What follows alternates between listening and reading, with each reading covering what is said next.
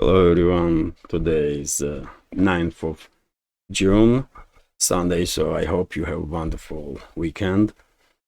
Now it's 20 to 9 in the morning Moscow time. I'm Levan Budadze and this is first part of today's update in which I will share all the main news that are making headlines in Russian media outlets and Russian language pages on different internet platforms. Second part will be published on my Patreon page. And if you want to support my work and this small media project of mine, if you are interested in more news and commentary from Russia, or maybe even in some non-political content that I publish on my Patreon time to time, please consider to subscribe to my Patreon. That will be a great support, of course. Link is under this video in the description box and in the pinned comment. That's been said, let's talk about news now, and I will skip map. I will talk about situation on line of contact in the second part on Patreon. And this news update, I want to start with this news from RT. As we all know, there was St. Petersburg's International Economic Forum from 5th to 8th of June in northern capital, as we call St. Petersburg. And we have some numbers, by the way, I want to share with you, and you will have a good understanding how successful this international event was. And also, these numbers may give us a better understanding how correct claims of the Western ruling class, Western politicians or propaganda outlets are when they constantly articulating that Russia is isolated. So let's go through this news. Headline is that over 71 billion worth of deals signed in St. Petersburg.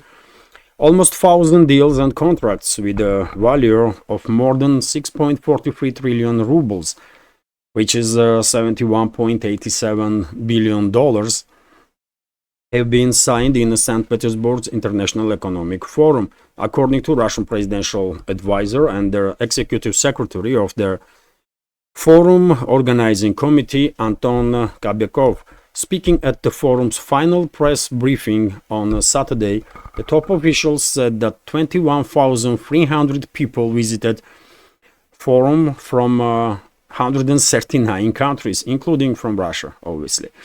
So there was delegations, by the way, of politicians, public figures, businesses from 139 countries represented in this forum. As it looks like Russia is isolated as media or politicians of the Western ruling class wants to claim? Clearly not. Not to me, for sure. Also, by the way, Kobyakov added that 3,550 foreign and Russian companies from more than 90 countries participated in the event this year. So more than 3,550 businesses were represented on this forum. And as I said, overall contract numbers are about 72 billion US dollars, 71.87 billion, which is a quite significant number, let's say. And then quote here, we have announced figures that are not commercially confidential. So this is not even final figures, because I guess some contracts were signed that parties prefer to stay confidential. Also, by the way, according to Kobyakov, 59 nations stated their willingness to join BRICS, the Shanghai Cooperation Organization, and the Eurasian Economic Union, as these groupings are providing new members with their opportunities to boost cooperation in the new formats of the multipolar development concept.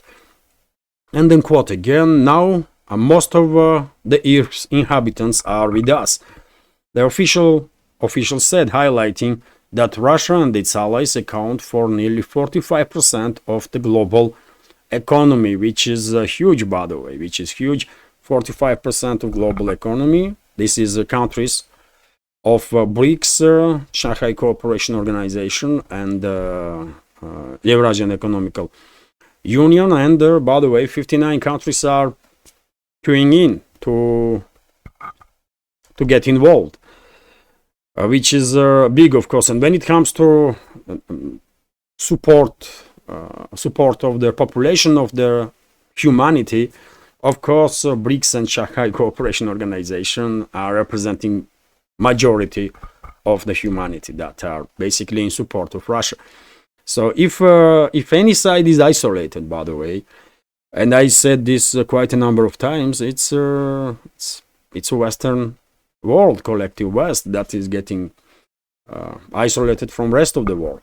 It's factual, and this process will continue until leadership of the collective West will realize that there are times that they were unchallenged and they were dominating and bullying just about everybody on this in this world. Those times are over. Once Western ruling class will realize this, probably they will be more open at that point for diplomacy, for cooperation, with respect, with their they will act more adequately at that point, and probably collective West will, one way or another, rejoin rest of the world, multipolar world. It will take probably decades. It's not gonna be easy process or fast process, but it will eventually happen because humanity should be united. We don't have to be divided because of there's some arrogance and stupidity of the some so-called politicians or representatives of the ruling class of one region or another. In this particular case, collective West. So interesting numbers, I believe, but even though, of course, main topic of this forum is economy and economical cooperation, economical and political also cooperation. Of course, attention of the media, attention of the public was directed also towards Russian president, because president had a conversation with the journalists on the beginning of the economic forum, and also on 7th of June he participated in the work of one of their panels on the sidelines of their economical forum. He was on the stage with the presidents of Bolivia, I believe, and Zimbabwe, and moderator of that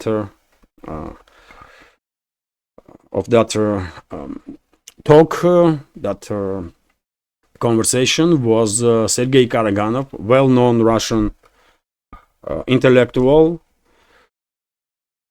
heavyweight, I will say. Many of you are familiar with him. This is the Sergei Karaganov, and he was moderating this panel where presidents of leaders of the three countries were represented. And by the way, that conversation was very interesting because Sergei Karaganov challenged at some on some points Russian president. It was interesting to see this battle of their two approaches towards some very important topics. And for example, Sergei Karaganov, I watched, of course, entire this conversation. I listened to it, and Sergei Karaganov argued that maybe it is the time, or we are getting closer to time when Russia will have to escalate, finally respond and escalate, maybe even by nuclear force, to bring the Western ruling class to their senses.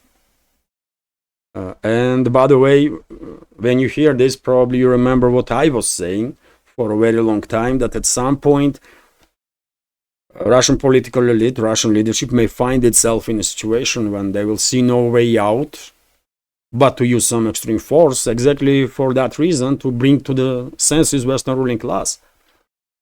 So escalation for de-escalation. approach.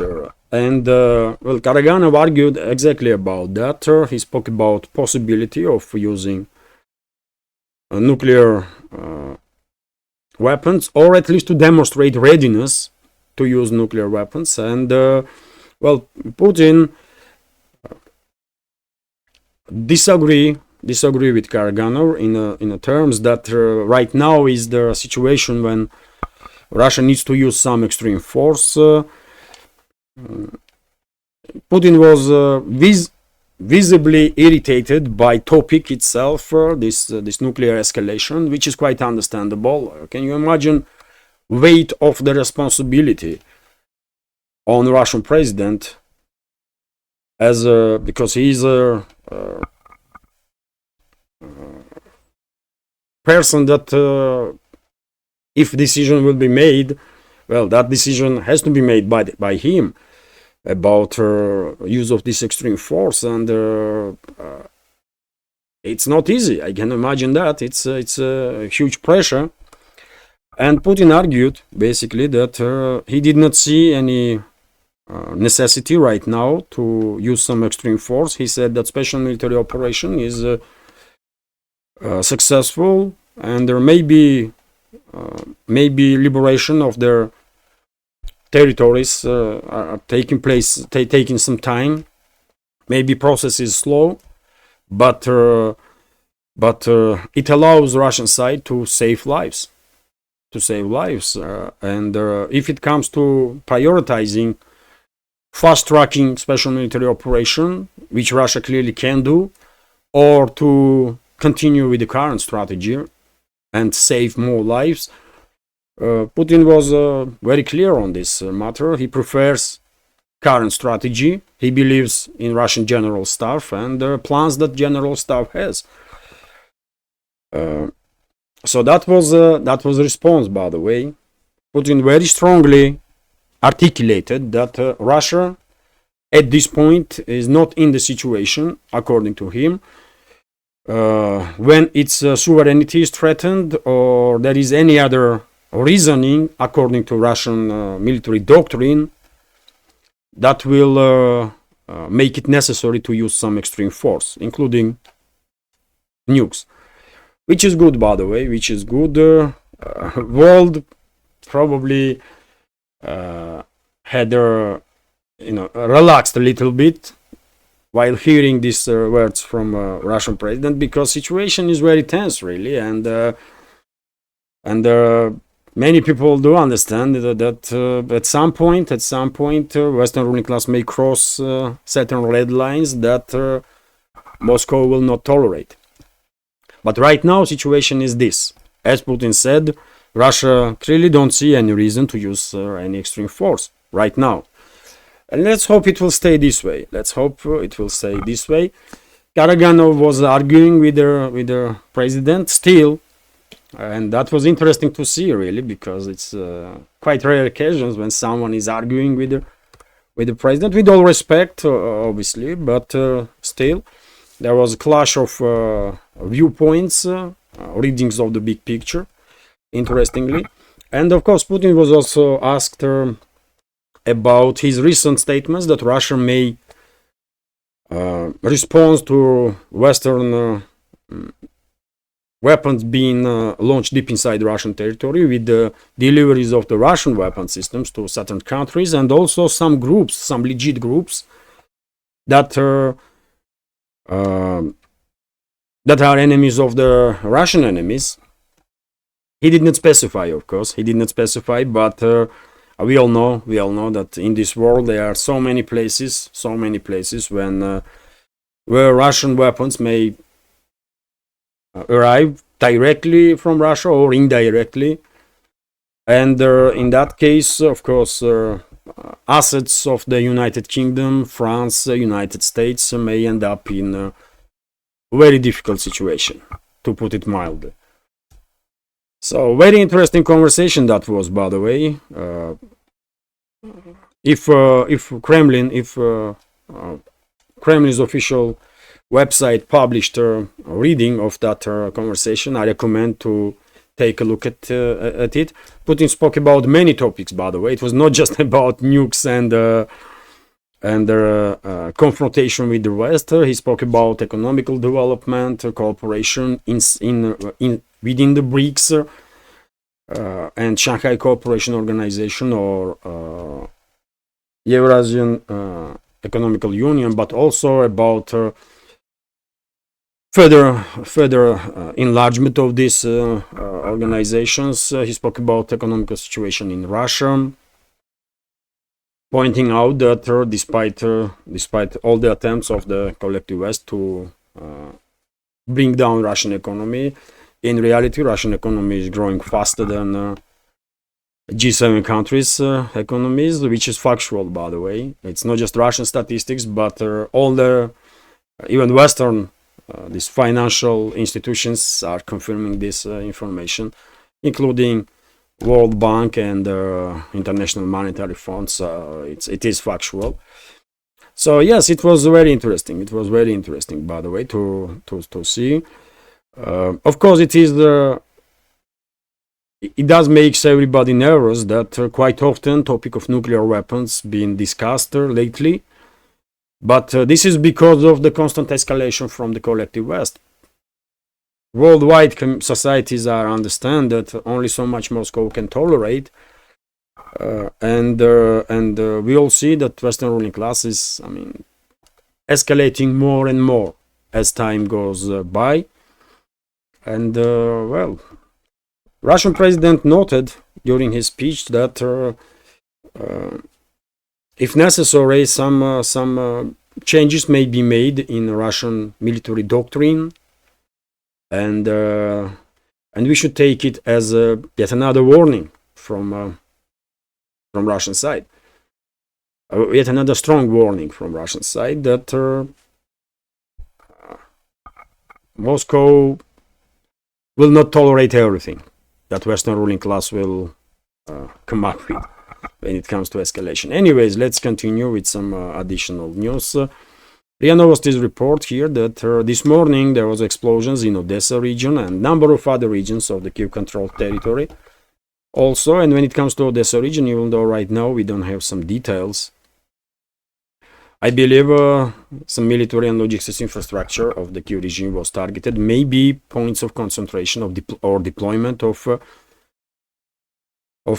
foreign troops, British or French militaries. Who knows? France officially denies presence of its military personnel into Ukraine, but we all know that this French and British long-range weapon systems and US long-range weapon systems are operated by military personnel of these countries. So it's a kind of open secret. Now everyone knows that they are NATO troops in Ukraine. They already had quite significant casualties, but well, Western states are continuing this game of denial. Also interesting news and disturbing news that yesterday, according to RIA Novosti, 3 Ukrainian drones were shot down over the North Ossetia-Alania in the Northern Caucasus region. And if you take a look at the map, well, Northern Ossetia is here, by the way. Target of that drones were most likely Mozdok military airfield that is located in area of Mozdok city. And well, if you take a look, it's quite a distance from North Ossetia-Alania to Kiev-controlled territories in so-called Ukraine. So, you know, unfortunately, NATO, as I said, NATO is escalating day in, day out, and these strikes are becoming more and more long range. Yesterday, some channels even reported that drones were spotted, Ukrainian drones, over the Dagestan, and Dagestan, by the way, is also, of course, in the northern Caucasus region, but it's even eastwards. If North Ossetia-Alania is in the central part of Caucasus Mountains, and then Dagestan is on Caspian Sea shore. This is the Dagestan here, and it's even far from Kiev-controlled territory than North Ossetia-Alania. And well, no reports about casualties, by the way, and some minor damage, according to reports, was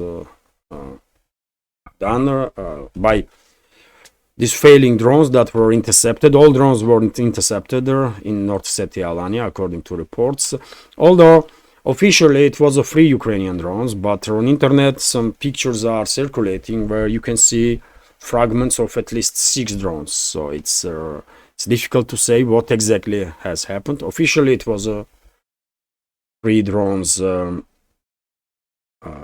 Novostis. And when I say, by the way, NATO is escalating constantly, of course, it's not NATO, because flight path of these drones that are launched formally by Kiev regime are generated by NATO.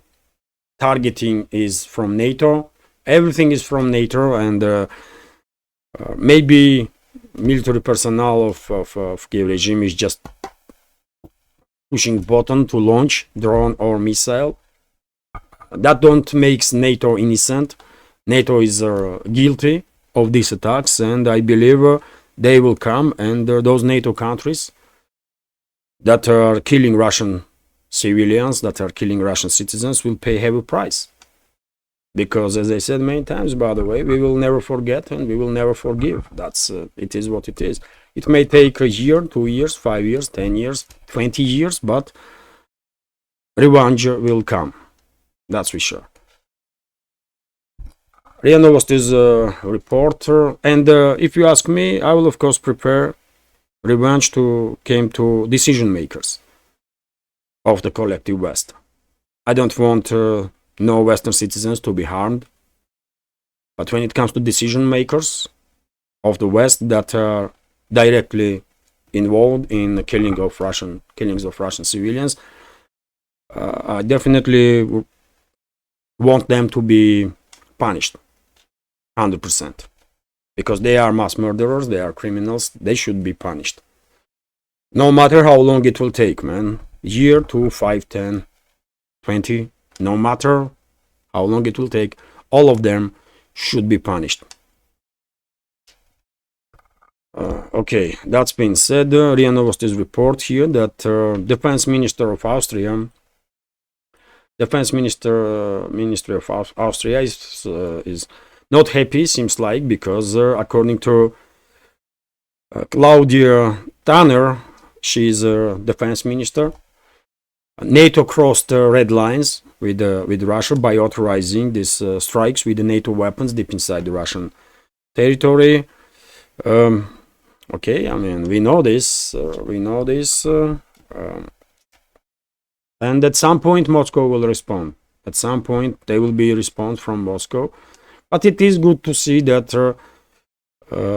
not everybody among so-called elites of the West or ruling class of the West are on the same page when it comes to this constant escalation with Russia, and at least some of them understand that at some point Russia may start responding, and with very heavy hand, and they don't want to be part of it, as far as I understand. It's not just Austria. Number of other NATO member states also want to distance themselves from this next level of escalation with Russia, including Italy, of course, Slovakia and Hungary. By the way, they clearly want nothing to do with this craziness that the Western ruling class is doing. And in confirmation, by the way, Fico, Prime Minister of Slovakia, Roberto Fico, made a statement. He is getting active. He's becoming active again.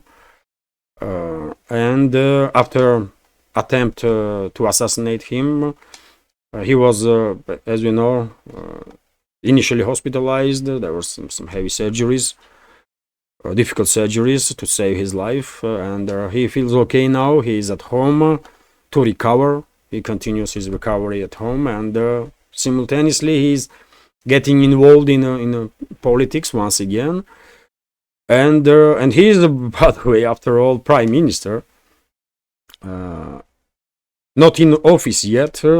His duties are on deputy prime minister at this point, as far as I understand, but I guess in few weeks time Roberto Fico will go back to his office, and well, he commented on this recent developments, next level of escalation from the NATO, by allowing formally Kiev regime, in reality its own self, to conduct strikes deep inside Russian territory, and he said that Slovakia will have nothing, wants to have nothing with this escalation. Slovakia will stay away from all of it, and Slovakia is opposing this approach of the NATO.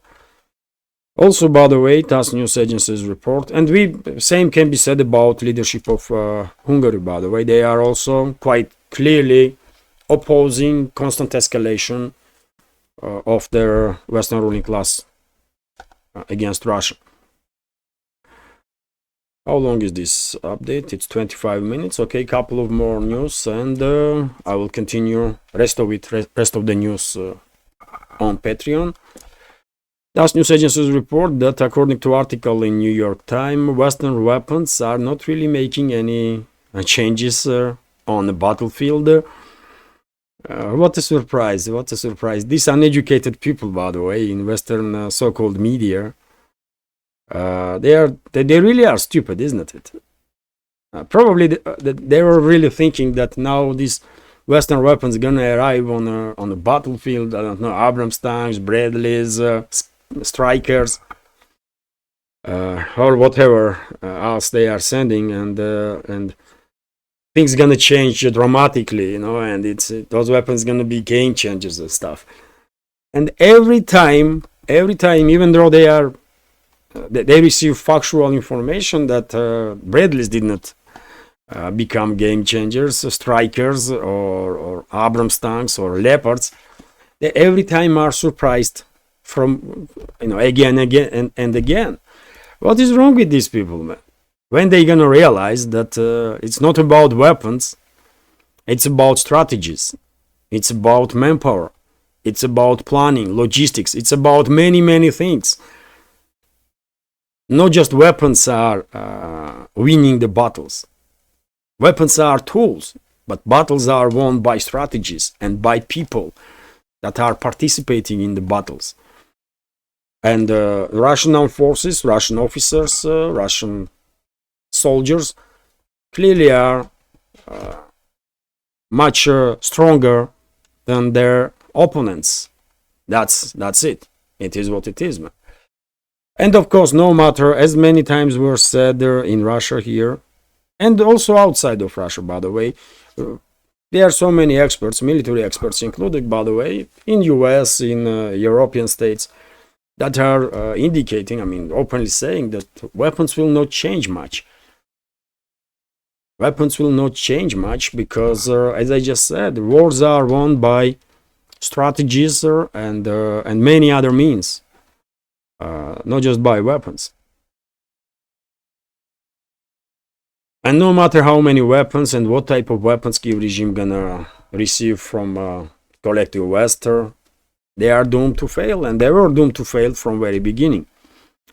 They should take offer from Russia in 2022, when those negotiations were taking place in Istanbul in March, April. But as we all know, Western ruling class derailed those talks, and well,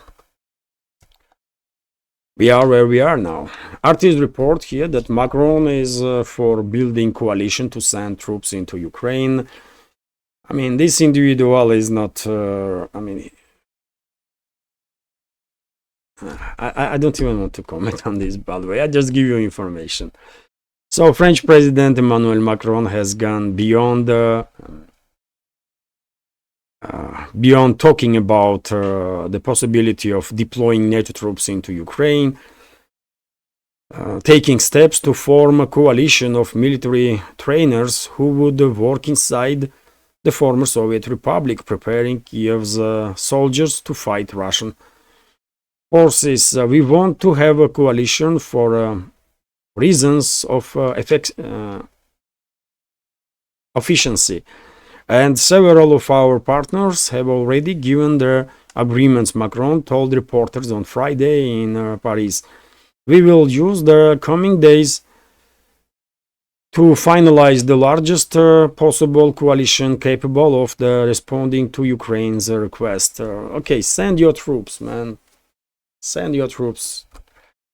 France already suffered significant casualties, French army in Ukraine, and more troops they're gonna send to Ukraine, more casualties they're gonna have. That's it, really.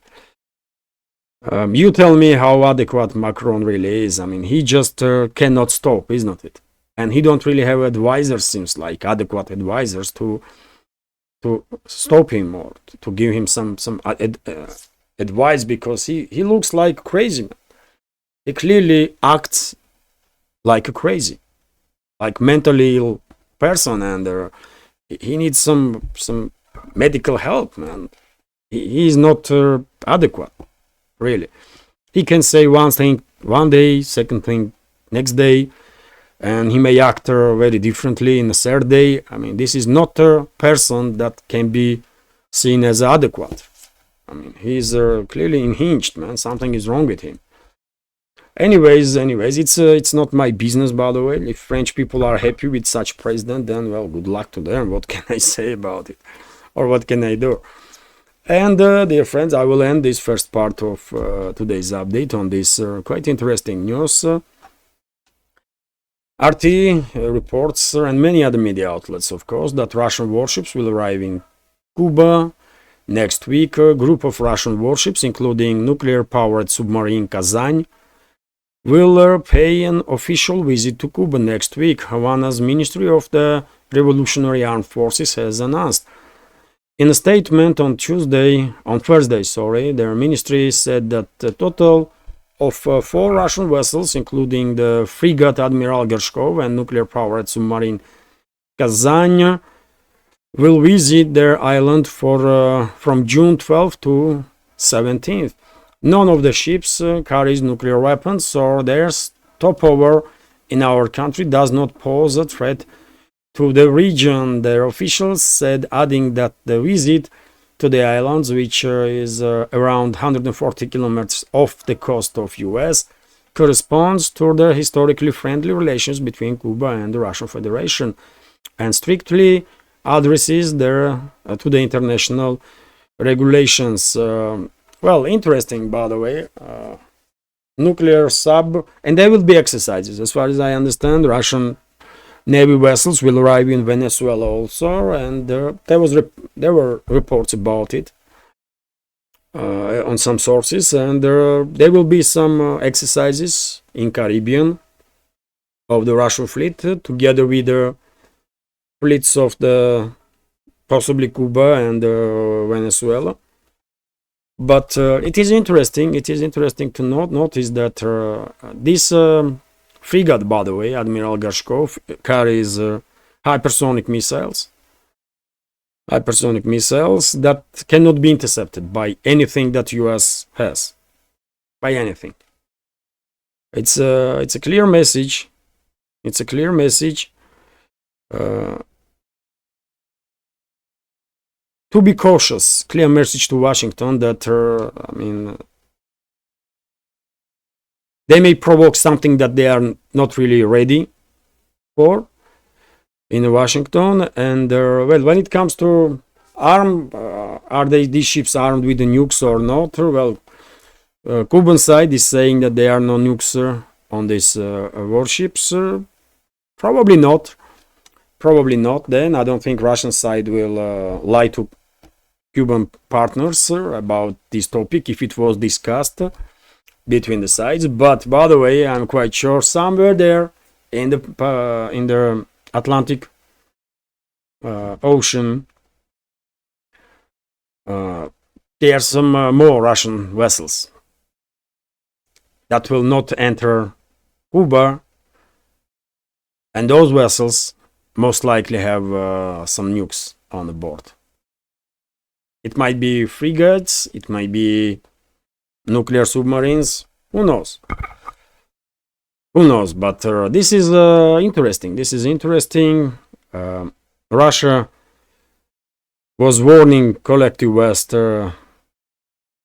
quite often that they may provoke a level of escalation that they will be not ready for. And well, let's see what will happen next. But Washington gonna get little nervous for sure by seeing Russian Navy in Cuba. That's for sure. Anyways, by the way,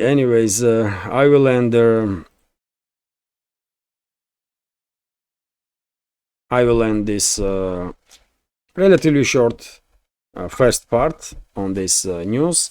Hopefully you will find it interesting and informative, and if so, please click that like button and leave some commentary just about anything, any topic.